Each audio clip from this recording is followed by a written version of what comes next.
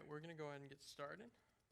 We're even a couple minutes late starting, but so we're going to pray for our meal, and then you guys go ahead and eat, and you at home grab lunch. Dear Heavenly Father, I just thank you for this time that we're able to gather together and learn more about how we can effectively minister your healing to people in ways that are different from what we may be accustomed to, Father. So I just pray that you bless this time, bless our hearts with your humility and your willingness to learn what you would have for us, Father, and bless our minds, Father, to absorb everything that this training has to offer. So we pray this in your name, Jesus. Amen.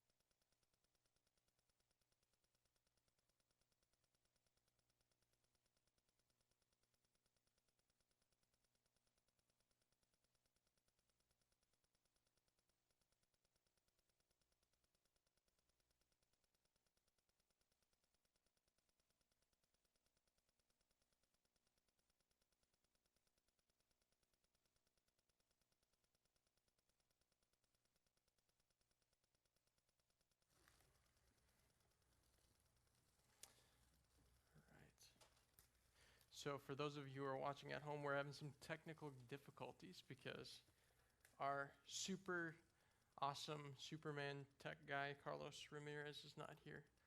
So we're making do with what we've got. So you're going to get a lot of videos of me, and I apologize for that. But it's going to be okay. We're going to get through it. So I sent you out an email this morning with all of the handouts, so everything that we're covering will be in that email. You'll be able to keep up and follow along with us at home anyways. So we are just going to go ahead and get started. So this is the Counseling Care Part 2 training. So if you remember last week, we gave just a basic overview of what counseling, what crisis and trauma are, what the need for crisis and trauma counseling is, and then we went through some active listening exercises and things like that. Today, it's going to be a little bit more in depth.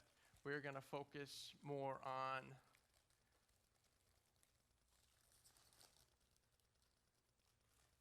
oh, there it is. Look at that. Identification and response.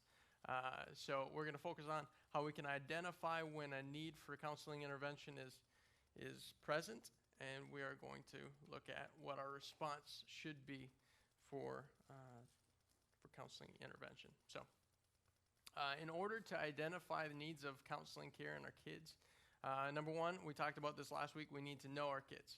So you need to know what your kid is like normally so that when they're in a crisis or trauma situation, you know that something is different.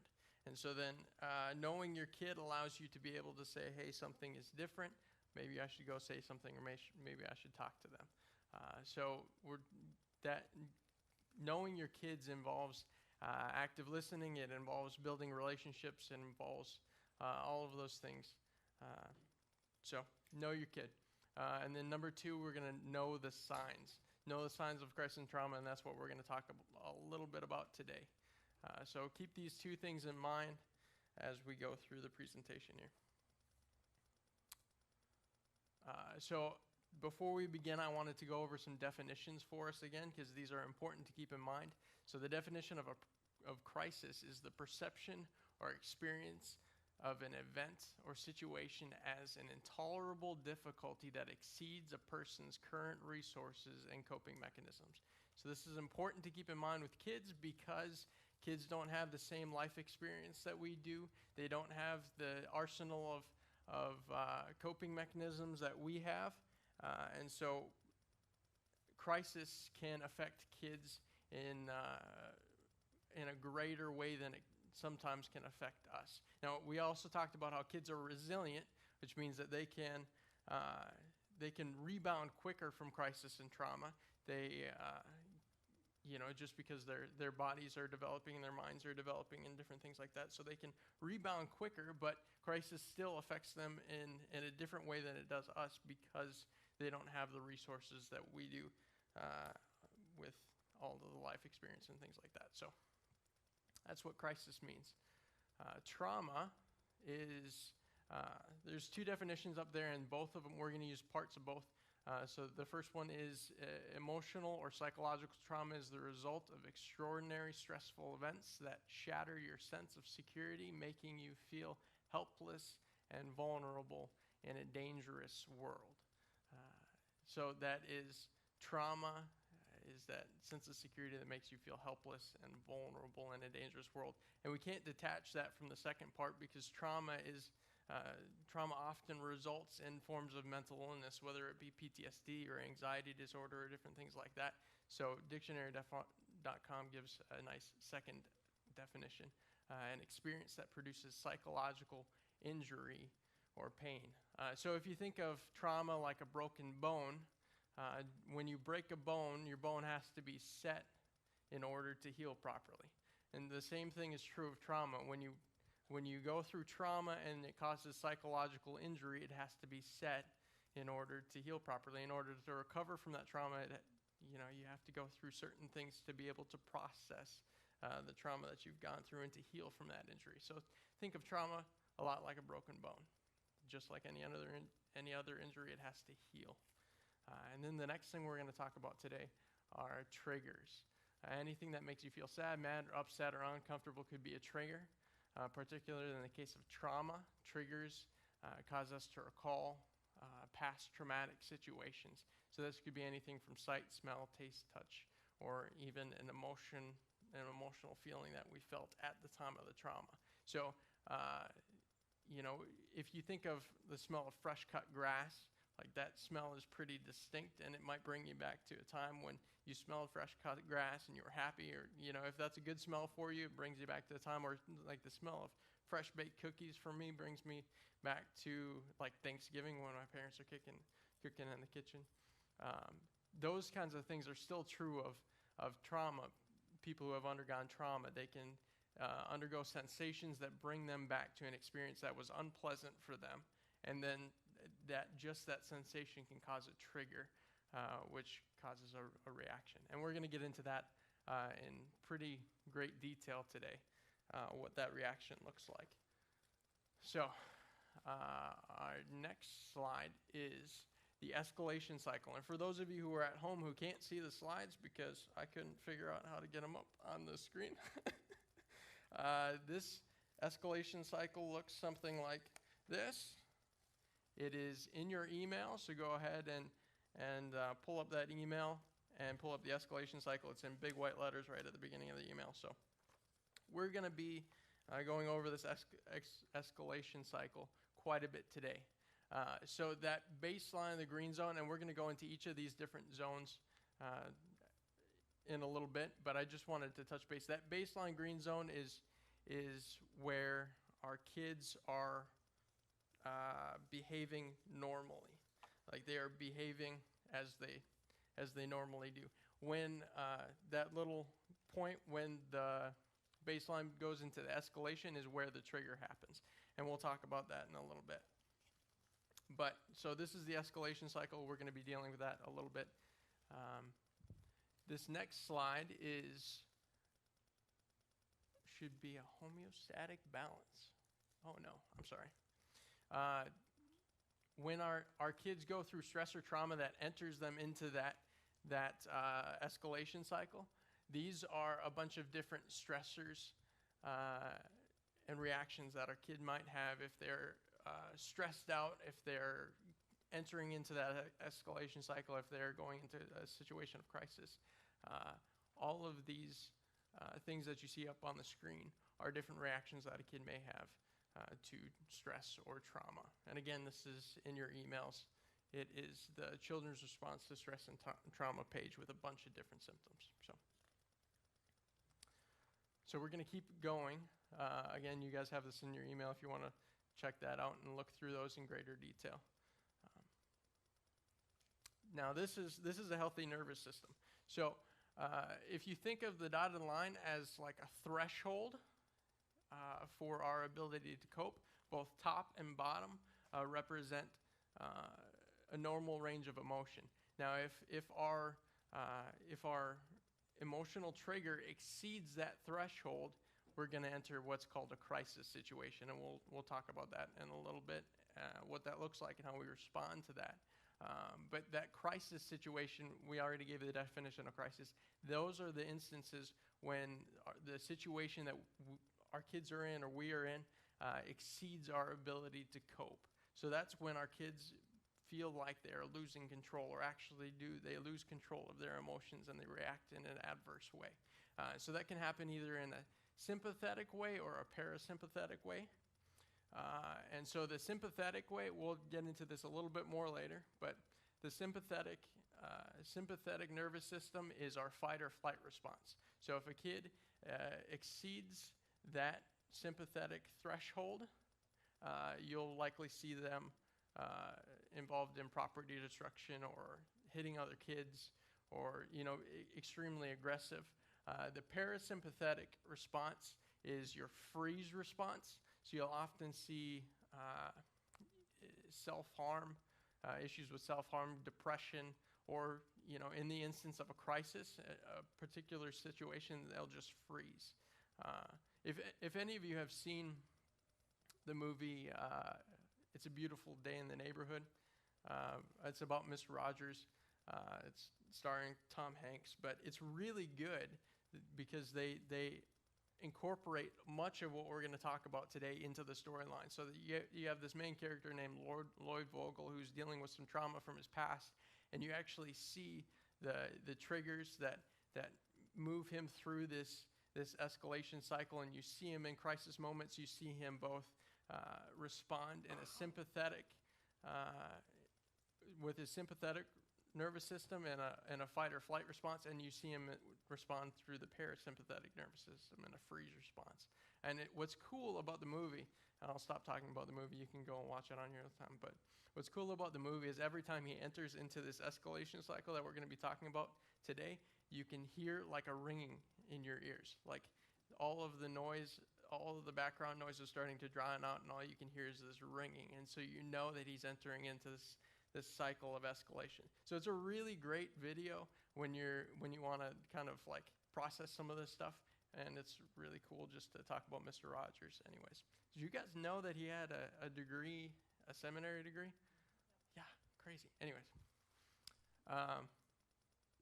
so for the next while, we're going to be talking about the escalation cycle. But again, I just want you to picture that transposed on the other page that I showed you. Have a healthy nervous system with the two thresholds. So when you see that crisis, the top little blip, it is either crossing the sympathetic, or it's flipped upside down and is crossing the parasympathetic nervous system. Now here I'm about to show you is a nervous system that is impacted by trauma, and you're going to see it looks a lot different than this escalation cycle, and it looks a lot different than a healthy escalation cycle.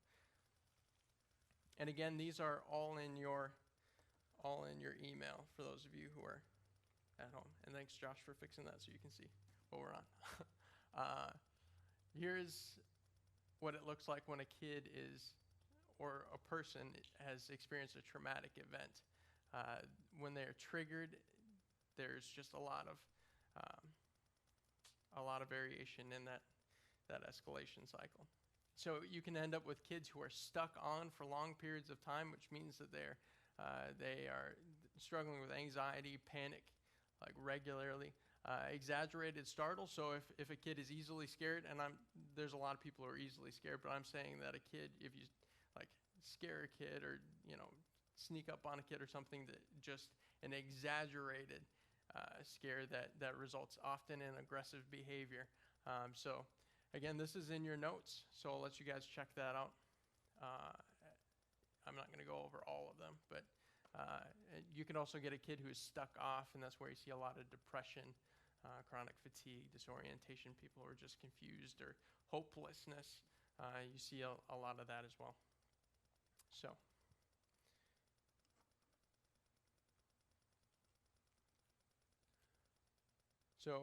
just keep in mind, here's a healthy nervous system, and the slide before was the unhealthy nervous system. You can see the wide variety of difference there. So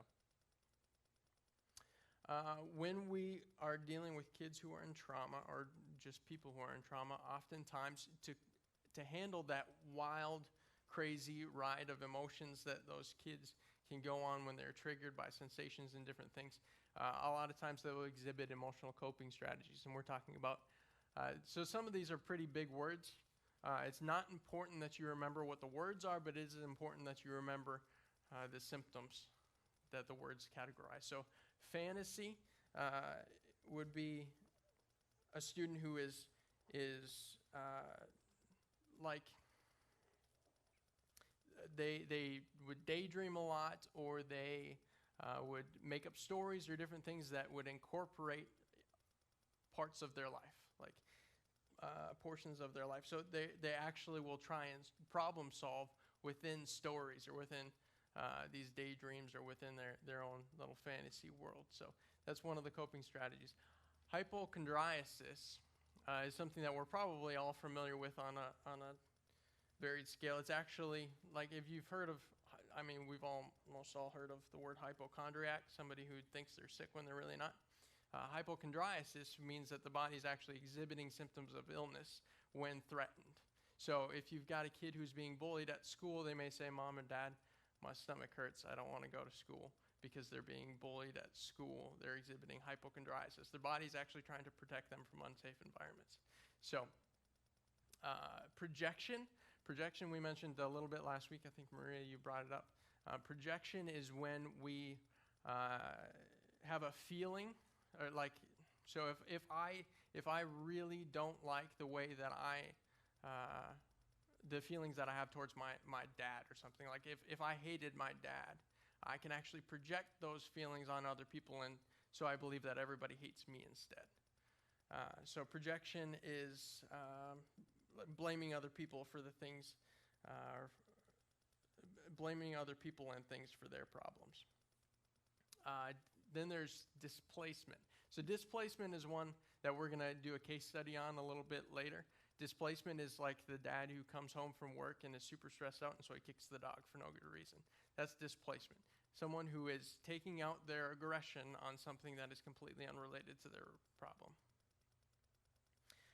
Repression is an unconscious stuffing of our stress or our trauma. So in repression, you'll often see kids who revert to ages that are wildly below the age that they are actually. So you'll see a 12-year-old begin to wet the bed again, or have temper tantrums at night, or just acting in ways that are not their actual age or their actual maturity level. You'll see a huge regression towards those kinds of things. Suppression is consciously holding back feelings. So if you are familiar with the Enneagram, I am a type 9, which means that I'm a peacemaker, but it also means that I stuff my stress and I convince myself that I'm fine. So if you have that mentality, which a lot of people do, who they have all of these thoughts going on in their head, and in order to cope, they just say, "You know what? I'm not going to deal with it right now. I'm fine." And they just clear their head of that stuff. That's called suppression. That's a conscious stuffing of our stress and our situations. And then sublimation. Sublimation is when a child or a person acts in a way that is more socially appropriate, even though they're going through something really traumatic. So if a kid were to show up at NAC Kids and their grandparents had just died, and you said, "Oh, how's it going?" and the child responds, "Oh, my grandma just died." Straight-faced. Oftentimes, it'll be compared to like a kid who is retelling an event as if it was read in a newspaper. Like they're completely disassociated from the trauma itself. There's actually probably some severe stress and trauma going on, inside them, but they don't know how to deal with that, so they separate themselves from the issue. So that's what sublimation is. And like I said, at the end of this time, we've got some case studies, so we'll go through some of these in a little more detail. I did want to touch on this because some of those coping strategies are going to be outside of our competency. And so mandating or reporting, in your packets, in your handouts, you actually got the Florida statutes for mandated reporting. It says that if you are in charge of a child's welfare at any point and you suspect abuse, you are a mandated reporter. So basically, anytime that a child is dropped off by their parents here and they are signed in here at NAC, we are in charge of their welfare, and so we are all mandated reporters. So if you see there's in that packet, there are detailed explanations of things that we have to report. So I encourage you to take a look at those. We're talking about situations of suspected abuse, neglect, sexual abuse, different things like that. It's all in those packets, so take a look at those. If you see a kid who comes to NAC frequently with bruises, bruises alone are not enough to mandate a report, but if you get to talking with the kid and they are deflective about where the bruises came from, or they mention their family or their home life at all in your conversations about those bruises, then that's something that we have to report to protect ourselves and to protect that kid. And the reporting is anonymous, as anonymous as it can be. Anyways, I encourage you to take a look at that document. Also, we have to be aware of the signs of significant trauma. These are not things that we're mandated to report, but they are things that we may want to refer to. We may want to talk to the parent about referring their child to a counselor or a psychologist delicately, because that can be a trigger for the parents themselves. But if the kid is demonstrating uncontrollable or excessive anger in a way that makes everybody else around them unsafe, or makes them unsafe to be here at NAC, repeated instances of violence, severe depression or suicidal ideology, that's kids who are even talking about the idea of suicide. Suicide is something that we also have to report.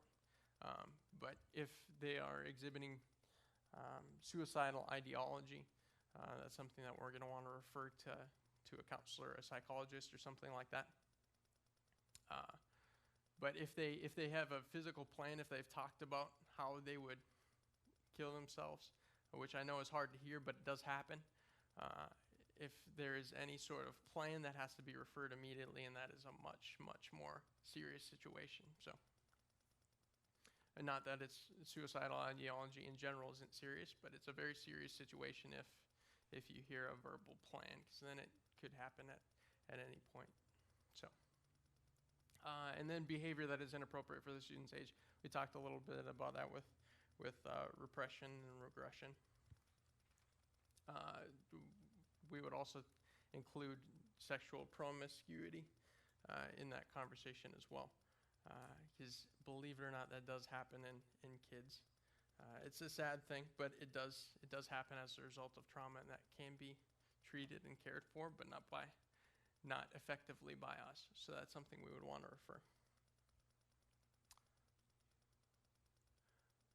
So at this time, I just wanted to open up if anybody has anything that they wanted to ask about, any questions. The next section is much larger and much more in depth. So, okay, great. And during any of these discussion or Q&A sections or any time throughout the presentation, if you guys have something to say, feel free to raise your hand. And if you're at home, I've got my cell phone on me, so if you want to shoot me a short text message about a question you may have, I'll do my best to get it in there in the midst of the conversation. So I know we haven't been going for super long, but I believe that we are glad you're here. I believe that we're glad you're here for sure.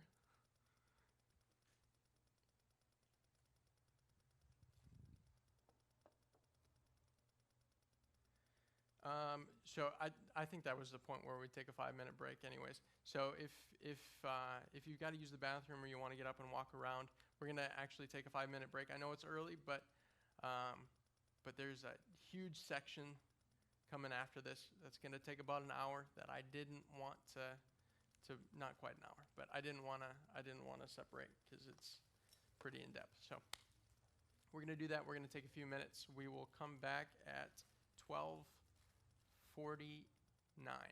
12:49.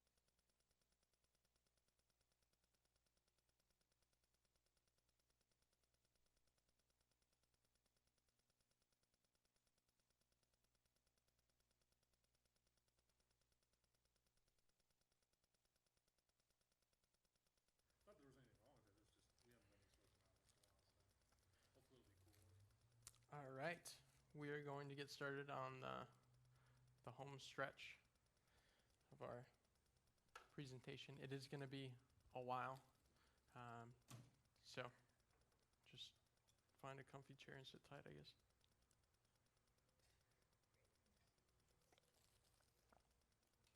All right, so that first part of our conversation was mostly about identifying need for counseling intervention.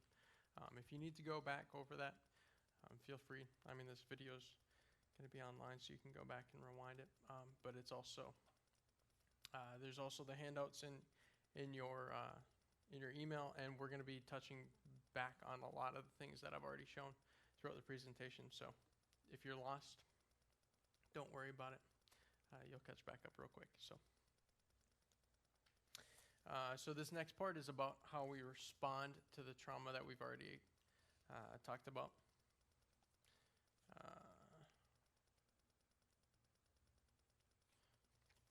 And so in order to respond, we have to, number one, we have to know our kids. Just like we talked about earlier, you have to know your kids, you have to know their baseline. So once you know that baseline, then you can see if something is different about them. Know your kids. Know the signs, like we talked about in the beginning. You have to know the signs that they're going through trauma in order to respond well, and you also have to know the signs of that escalation cycle that tell you where in the process of escalating or that crisis situation they are, because each stage, as we'll talk about in a little bit, has a different way of intervention and a different method of intervening. And then know your competency. So this is going to be really important, because as we go through the escalation cycle, and kids, when we begin the escalation cycle, as we progress through the escalation cycle, students lose their ability to reason and to learn as they go up the escalation cycle, which can be increasingly frustrating for us as leaders, as teachers, as guardians who are there to keep our kids safe. If the kid is not able to respond or understand what you're saying, it can get very frustrating for us. So you have to know your competency. Number one, what situations you're able to handle, and then you have to know your triggers too. So if you yourself get really frustrated when students aren't paying attention to you, or students are being disrespectful, it's perfectly okay for you to tag out and tag somebody else in, because as they go through this cycle, they're going to get increasingly belligerent and increasingly more resistant to authority and to listening. And so there's some strategies that we can put in place that help the kid ground themselves and help them go through this cycle in a healthy way. But you can't go through the cycle in a healthy way if you yourself are getting triggered and entering the cycle yourself. So know your competency, know know when to tap out and tap somebody else in.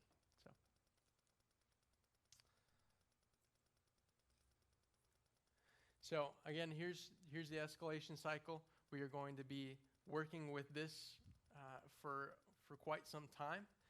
So if you have it in your email, if you're watching at home, if you can pull it up in your email, have this handy, because we're going to be referring to this for probably about the next 20-ish minutes.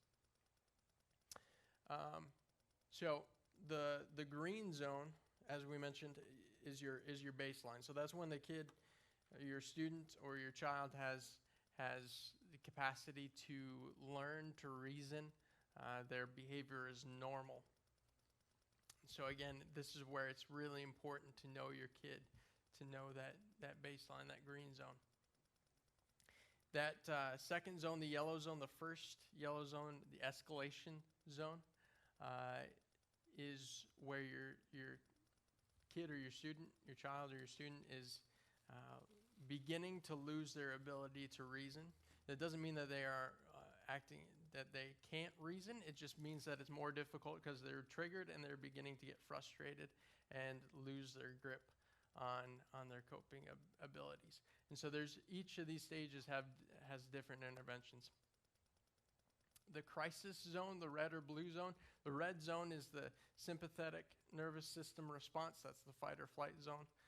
The blue zone is the parasympathetic, which is your freeze response. So the crisis can go either way. It can go up or it can go down. And then there's the de-escalation zone. So during the crisis in the red or blue zone, this is really important to understand. During the crisis, the adrenal glands release a ton of adrenaline. So we're talking about high levels of adrenaline that definitely impair a student's ability to reason and to cope and to handle stress. So once that kid has entered a crisis situation, there's a ton of adrenaline going through them. And that adrenaline actually lasts all the way through the de-escalation zone, all the way through the gray zone, and is burned off progressively through this crisis stage. So once we progress into the de-escalation zone, it's really easy to send your kid right back up into a crisis situation because they have so much adrenaline running through their veins. And the same can be said of the gray zone, although their behavior is drastically different from what it is in the crisis zone. There's still adrenaline in their body that they have to burn off.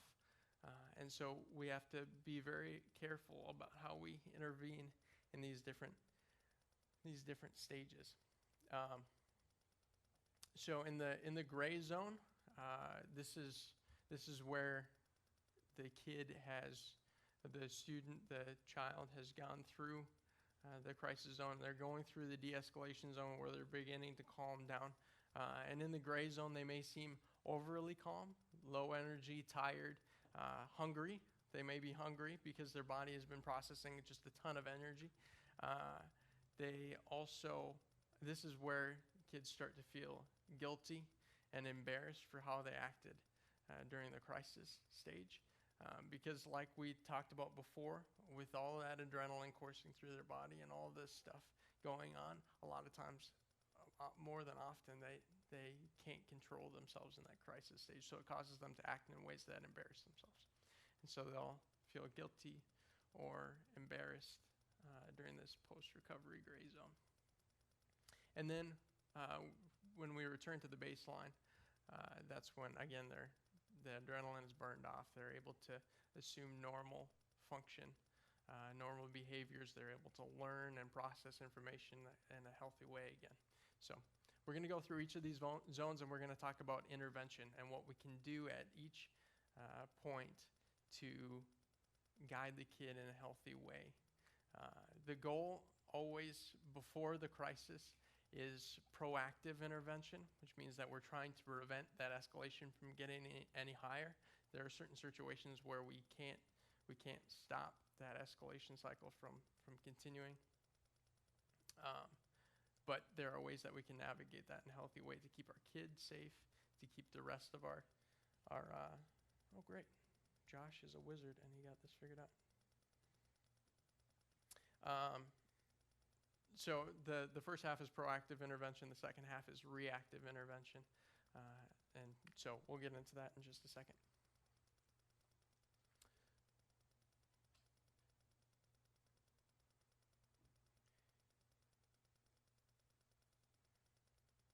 So the green zone should have a background, guys.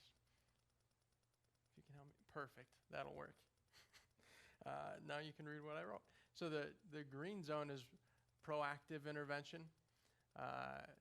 So during this zone, we can intervene by creating a safe environment for our kids. That means, again, if you know your kid is going through something traumatic, or you know your kid is easily triggered, then you set up a situation, you set up your teaching time in a way that creates a safe environment so that kid hopefully won't go through those escalation cycles. It helps to know your kid, know their triggers, know what ticks them off, so you can help guide them, navigate them away from that. One useful tool you'll find in your handouts is the coping card. It's this little half sheet that we've got here.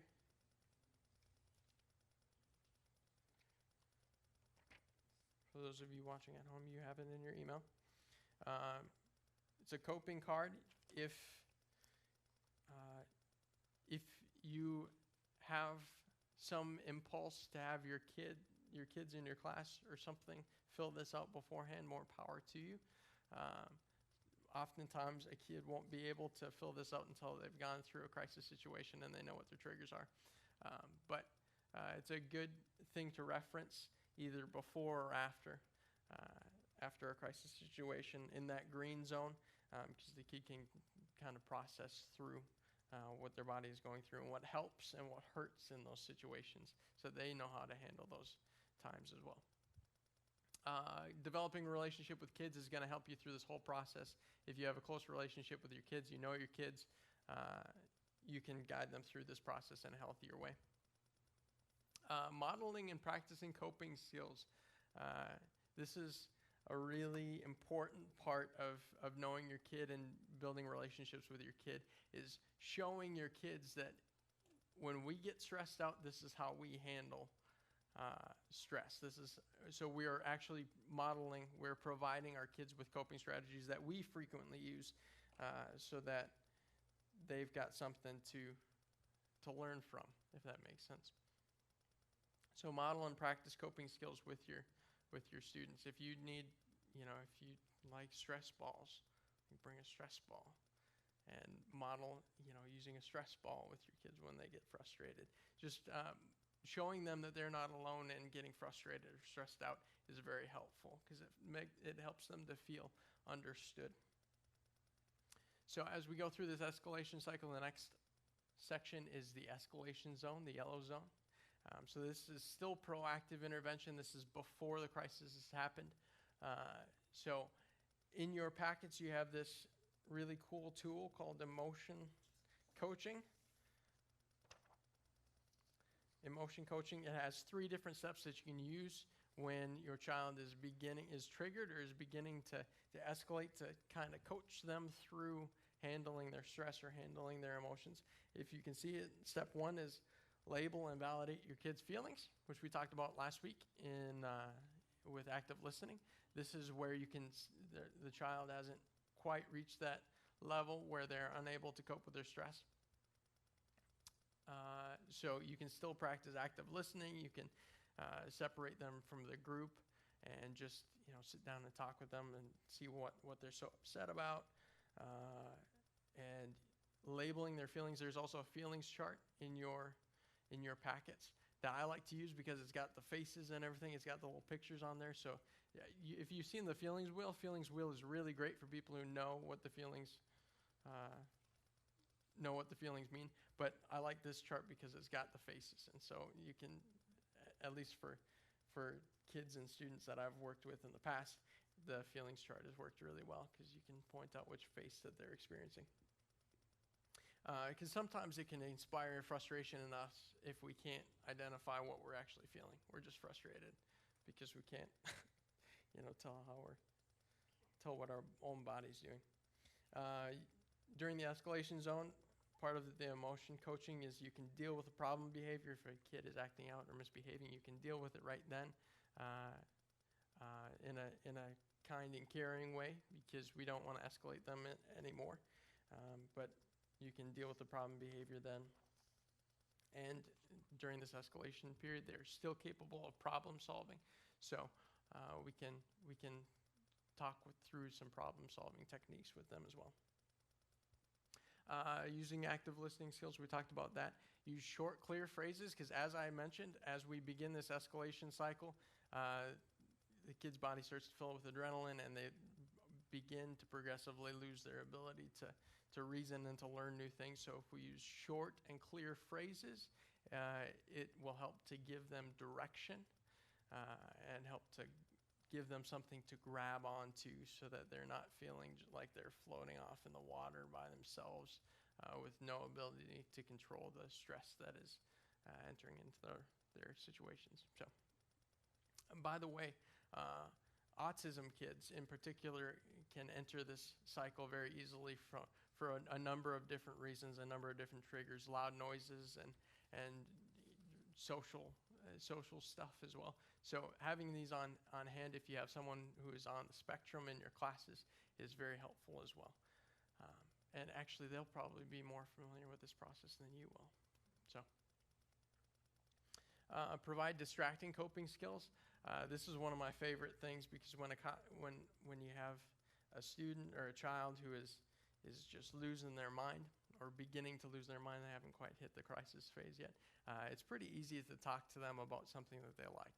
I had a student when I was working at this boys' home up in Minnesota who it was early in the morning and he was just not having a good day. And so one of the things that I did is I went into his room and I knew he loved Harry Potter, and he would just talk to me about it for hours, and I would say, hey, where are you at in Harry Potter? They tell me about what's going on. And I knew enough about Harry Potter. Like, I'd read the books and watched the movies as a kid. I knew enough about Harry Potter where I could have that conversation with him. So distracting him from what he's actually mad at gave him an opportunity to calm down and to kind of burn off some of his stress and frustration. And then when we was back to that baseline, that green zone, then we could talk about what was making him mad, and you can start to reason through that a little bit better.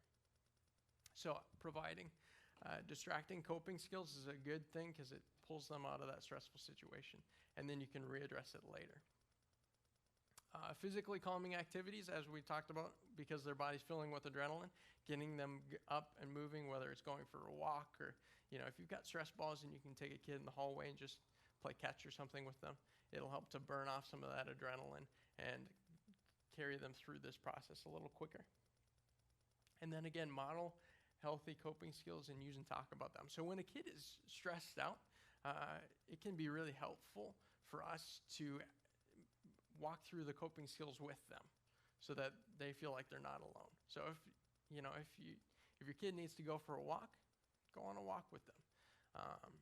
At this phase, it's okay to be close to them. As we get farther in the cycle, there'll be some distance things that you need to keep in mind. But like I said, if your kid responds really well to a stress ball, like we can have stress balls here, where you can give the kid a stress ball and you hold a stress ball and you just like squeeze the stress ball together and are like real frustrated together. You know what I mean? Just like process through that so that they know that they're not alone, and you're just kind of working through that stuff with them. So now we are going into the crisis, the red zone. And again, we talked about the parasympathetic and the sympathetic nervous systems, where once they reach that threshold, their body releases a bunch of adrenaline and they react in aggressive ways, or the parasympathetic nervous system where they freeze or they get depressed or kind of begin to withdraw, and their aggression is usually taken out on themselves. So here again is the healthy nervous system. Remember the thresholds, the sympathetic and the parasympathetic.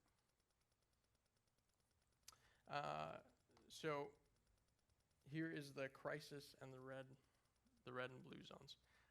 This is where it's particularly important because we are just beginning reactive intervention. This in particular is where you need to know your competencies. You need to know your triggers, because the child at this point has lost a lot of their ability to reason, a lot of their ability to go through logical thought. Their brain and their body are actually in survival mode. They're trying to protect themselves. So one of the things that some people refer to what's going on in their brain as is implicit memory. If a kid has gone through trauma, their body has different mechanisms that they use to protect themselves so they don't put themselves in that kind of trauma again. Oftentimes when a kid hits this crisis stage, they don't have any control over what happens. Things just go black, things go blurry, and they just react. So again, it's important for us to know our triggers because again, we can't healthily navigate somebody through this cycle if we are triggered as well. And this is the spot where it's easiest to get triggered when kids, when there's a kid who's being aggressive with other students or who's knocking over chairs or throwing crayons or boxes around. It's easy to get triggered. So during this stage, you want to use short words and clear phrases, clear phrases, kind of like the last section. Only one person talking is another important thing, because your directions are going to be what that student can grab onto to ground them to begin to process and work through this situation. And so they need to be short and clear phrases that they can understand and that their brain can take in. Because again, they're in fight or flight mode, they're in survival mode. And so short, clear phrases help a lot. Make your surroundings as safe as possible. So if you have a kid who's in large group time or in Kids World or something like that, around other students who is unsafe to be around other students, get them out of the room. Get them out of the room. Make your surroundings as safe as possible. And then give them space while providing appropriate supervision. So this is like I mentioned just a few minutes ago. If you can pull your kid out into the hallway and walk up and down the hallway a little bit for them to kind of start to burn off some of that adrenaline. If you can get them out of the room and just give them enough space so that they're not hurting you, they're not hurting themselves. You're there, you're present with them, but you're giving them enough space so they can burn off some of that excess energy. It's important. I would say that you can go out on the playground if you have another adult with you, but because of our policies, that's not very good place for supervision. So just find a spot that's open. The doors are open. You're not far from help if you need help. So, the hallway's a good spot, or, wherever. Use your judgment. I trust you guys. Use your judgment on where to go with those things.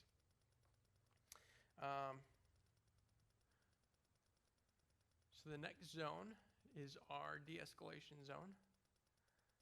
Our second yellow zone. Again, we're still in reactive intervention, so again, you have to really know your triggers, know what triggers you, because even in this zone, it can take up to 30 minutes from the point of crisis to the point of the next baseline for the kid to burn off all of their adrenaline. So this zone right here, this de-escalation zone, can take a while. And so if you don't have the patience, or you don't have the let's just say if you don't have the patience to navigate this entire process, it's okay for you to tag somebody else in. The de-escalation zone, like I said, can take 30 minutes or more. So this is where you can model, supply, and participate in coping skills. Make sure they're non-aggressive physical activity, like going for a walk or throwing a stress ball, or running around the building. I don't know. Do something that burns some energy, that is safe for you, for the kids, and do your best to stay within the policies. And again, distraction. We talked about that a little bit. If your kid loves Minecraft, talk about Minecraft. If your kid's in sports, talk about sports. Do something to get their mind on something other than what they're stressed about. And then, again, use as few words as possible, and do not talk about what just happened. Don't problem solve. Don't bring up the crisis, because you can escalate them again. When we bring up the crisis is the next baseline. We want to navigate them through that release of adrenaline healthily. We want them to process this phase on their own. And once they are grounded again, once they're on that green line in that green zone, then we can begin talking about consequences and things like that. We want to give them some space so that they can decompress and de-stress, and then we can talk about consequences. So a lot of times people make the mistake of problem solving or talking about consequences immediately when they pull the kid out of the room. The problem is that kid is still trying to process through the stress and process through all that adrenaline, and it doesn't help them. In fact, it oftentimes re-escalates them and just draws out the process a lot longer. So don't talk about the problem. Give them space to burn off some energy, and we'll come back to it in a little bit. The post-crisis recovery, the gray zone. I mentioned this already. This is where they can feel hungry, tired, thirsty, guilty, sad, upset with the way that they reacted, embarrassed. It all happens here in this gray zone. So providing a drink or a snack, at this point, the child has often burned off a lot of energy. They still have some adrenaline coursing through their body. So, have them sit down, relax. If you're in a spot where you can dim the lights, you can dim the lights. Again, keeping within our policy, keeping an open door, but just giving them a space where it's safe and quiet and they're able to rest. Providing them with snacks. We always in this kids ministry closet back here, we have snacks in the cabinets. So if you can go and grab a bag of goldfish and bring it to them or something like that. That's not rewarding them for their behavior, but it's allowing them to process through this cycle. And then we can get into consequences again later. So, or you can go and get them a drink from the drinking fountain or something. You're still providing them space, so you're not going to be, probably not going to be sitting right next to them. You're going to be giving them space to just kind of process. Because, again, if they begin to escalate again, they can get violent and it can get dangerous. So you're just trying to give them some space. And again, during this gray zone, you don't process, you don't problem solve, you don't address what just happened yet. You're still waiting for that kid to return to their baseline. And then the last zone is the second baseline, the green zone. And this is where the coping card really comes in handy. If they've already filled it out, you can update it. If they haven't filled one out, this would be a great time to sit down and work through it with them. Because that's where they can identify what made them mad in the first place, so that the next time it makes them mad again, they can start to use some of their other skills on the back of the coping card. So there's two sides. You've got the side that says triggers, warning signs, and then reasons for living, being safe and grateful. On the back side, it talks about their strengths, what coping skills really work for them, what their coping skills are now, and which ones they could try in the future. So this is a great resource in reflection. Yes, Maria.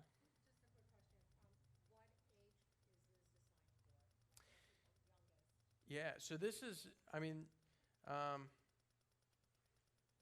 this coping card, you can have kids in our 3s and 4s class work with this. They're probably not going to be able to read and write, but you can talk through it with them and fill it out for them.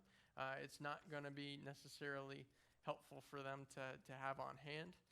But even if you have them sit down and draw a picture of what made them mad, or just working through these different steps will help them to understand those things. So this card in and of itself is probably geared more towards 7 to 12, the 7 to 12-year-old range.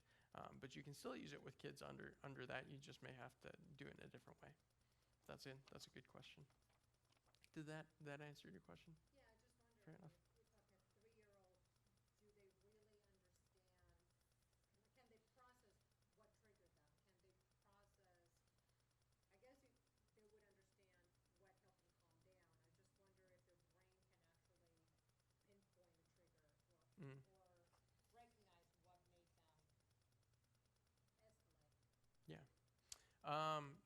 That's a good question.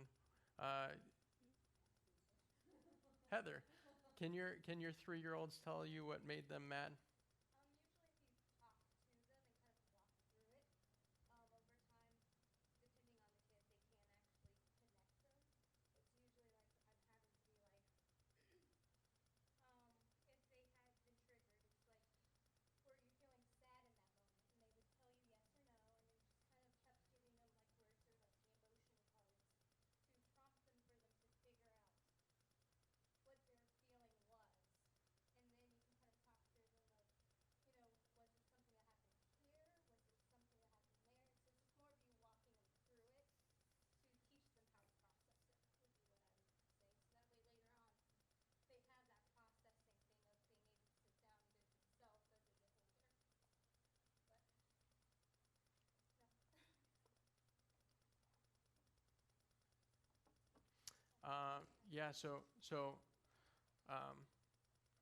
Are we're getting sound coming through there at all?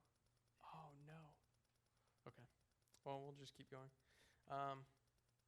So if you can hear me at home, and I'm kind of doubting you can now, based on what Josh just said. Heather just mentioned that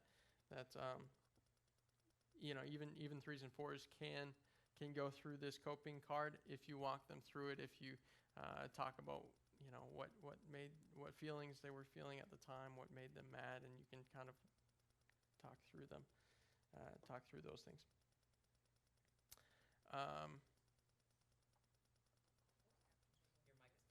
My mic is fine. It's okay. Right. Yeah. I mean, we've got the handheld, but I haven't run. Okay. So they've been able to hear me talk. Okay. Thank goodness you can hear me. I was like, oh no. Anyways, so yeah, the coping card is available for kids of all ages, is accessible to kids of all ages. You may just have to change the way that you walk a student through that. Yeah.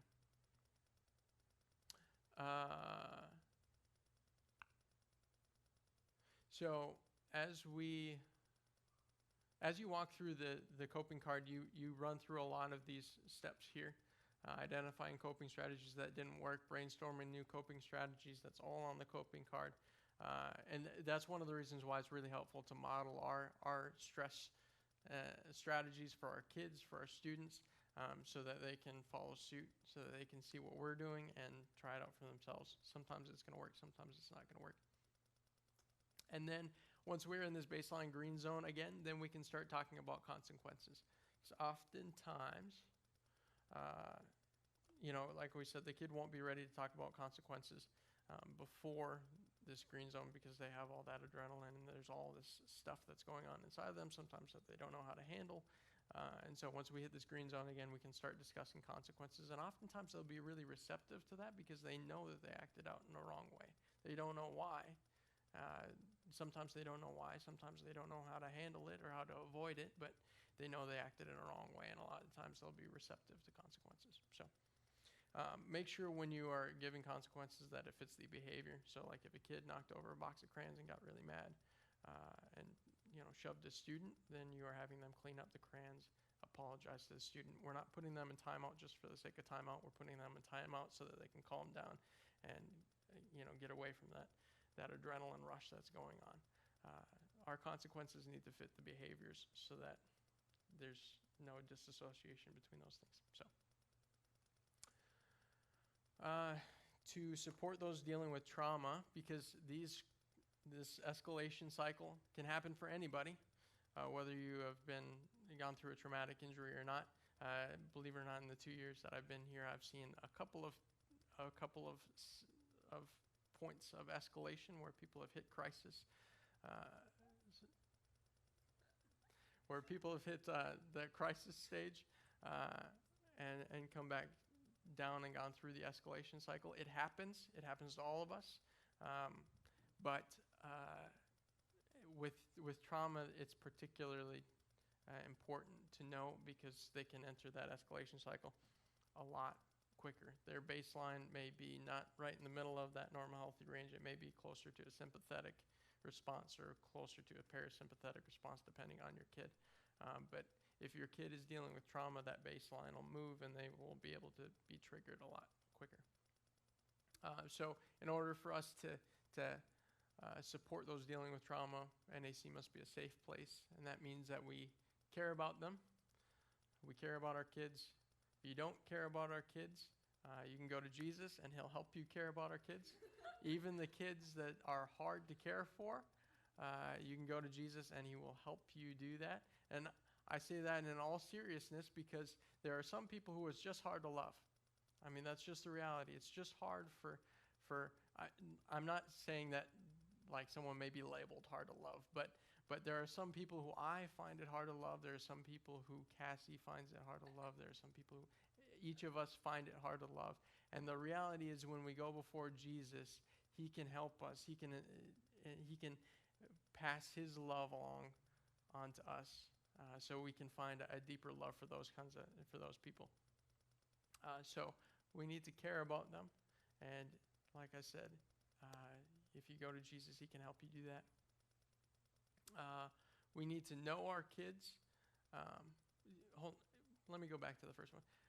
we can care about them, and we need to let them know that we care about them, if that makes sense. So if we care about our kids, we can't just assume that they know it because they see the things that we do. We have to let them know, hey, I care about you. We have to tell them, we have to show them that through our actions and our activities.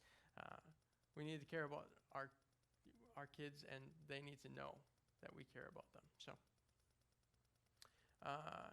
number 2, we need to know our kids. Again, I've been saying that the whole time. You guys know why that's important by now. We need to know our kids in order to help them deal with trauma. Create normalcy. So that means that when they show up at NAC, there is something that they can expect about being here. If it's going to be a safe place, they show up expecting it to be safe.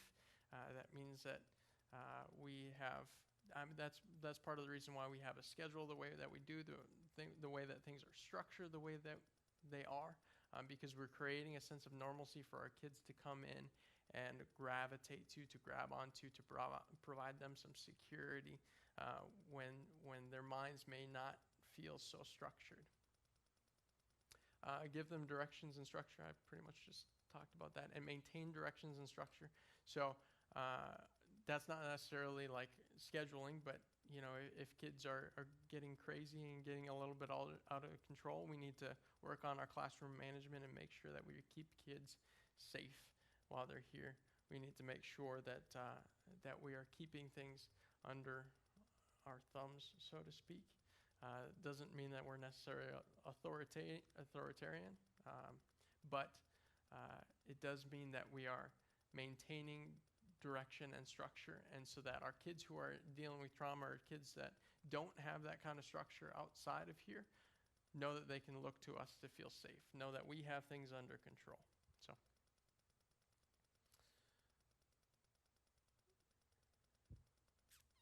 and NAC must be a place of healing. So we need to know the escalation cycle, those intervention steps that we went through, the different phases through the cycle that we can use to intervene. We need to know those things. We need to be able to model healthy coping skills for our kids. We need to bear burdens with them. 2 Corinthians chapter 1, verses 4 through 7 talks about how we've been afflicted so that we can be comforted by Jesus, and we've been comforted by Jesus so that when somebody else is afflicted, that we can go and comfort them with the comfort that Jesus has given us. So we need to bear their burdens with them. And so that happens through active listening. That happens when we build a relationship with our kids and they say, hey, my parents are getting divorced, or hey, I'm going through this thing at school, or hey,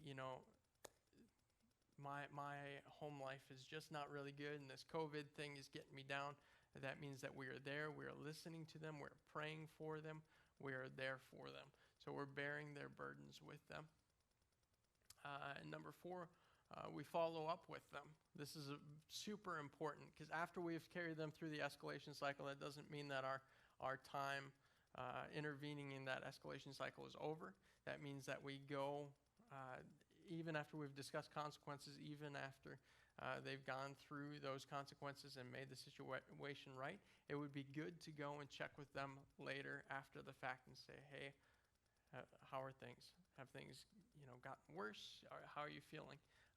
And check in with them often. I mean, it doesn't have to be just in one night. You can come back in a week or 2 weeks and say, hey, how's it going? How's this stress, managing the stress handling? How's this going? How's your home life? How are your parents? You can follow up with them, and that shows that you care about them too. So follow up with them, because that's important. And then we have to foster resiliency. It's like we talked about last week. Our kids may not have resilient parents. They may not have a resilient community. They may have communities or home lives that they experience things that cause or create trauma. And so we need to model healthy coping skills. We need to model what it looks like to navigate stressful situations for them, and we need to be in there with them. So we're fostering resiliency. We are fostering that ability to rebound from things that don't go our way. And now we are going to do some case studies. So to help us get a hang of the material that we've gone over, all of that material. Oh, great, we're doing awesome on time. We have 15 minutes left. So what we're going to do is we're going to break up into small groups. Actually, we've got 9 people and Kat, if she wants to join us. We'll just do 2 groups. I've got some case studies. There are 3 different case studies. I'm going to give you a blank sheet where you are free to tell how you would respond to the different prompts on there. And then I'll also give you a key. I actually worked through these with a counselor. So the keys are pretty good. They're not perfect, but they're pretty good. So if you go through them, the key's not like the perfect right answer. There's a lot of different ways to respond to these scenarios, but it'll give you an idea of an appropriate way to respond. And you're going to do just fine on these. But I want to break up into small groups and kind of discuss how we would respond to these different situations. So I'm going to do that. Those of you who are watching at home, if you're still watching, they're in the email. You can pull them up. There are 3 different case studies and 3 different answer keys. They're all in that email. So feel free to check those out. One thing that I didn't touch on that was in your packet that I want to quickly reference, because I should have done it earlier. In your email and you at your tables, you got one of these 5 senses grounding techniques and visual cue cards. If you're in kids ministry and your kid is going through crisis, this is a super awesome resource because it allows them to focus very clearly on very simple things that they can handle, they control. And so this actually restores control that they lose when they're in crisis. That's why they're called grounding techniques, because it keeps you on the ground. So if you want to, look that over, keep that in your arsenal of tools for kids who are going through some emotional stuff and crisis, that would be a good thing to reference. So let's go ahead and find some way to group, and then I will, socially distance if we can, and I will hand out the case studies. And so that I don't keep you guys here watching you at home, watching this for 15 minutes while we sit and talk about case studies. You guys can do that on your own. I'm going to go ahead and pray us out, and we'll kill the live stream, and we'll just go about the rest of our day. So, dear Jesus, thank you for this time, Lord. Thank you for the way that you have built our bodies and the way that you have ingrained in us a love for others, Lord, and an ability to help others who are going through things that we may understand and things that we may not understand, Lord. I just pray that you bless each and every one of us with wisdom and discernment on how to act in these situations, Lord, and a deep love for the students and a caring for the students and kids who may be going through trauma right now, or who may still be struggling with some crisis and trauma and stress in their lives when they come back in the fall, assuming you allow us to come back, Father. Either way, we love you, we glorify you, Jesus, and we just pray your blessing over the rest of this training and over the rest of this day. It's in your name, Jesus, that I pray. Amen.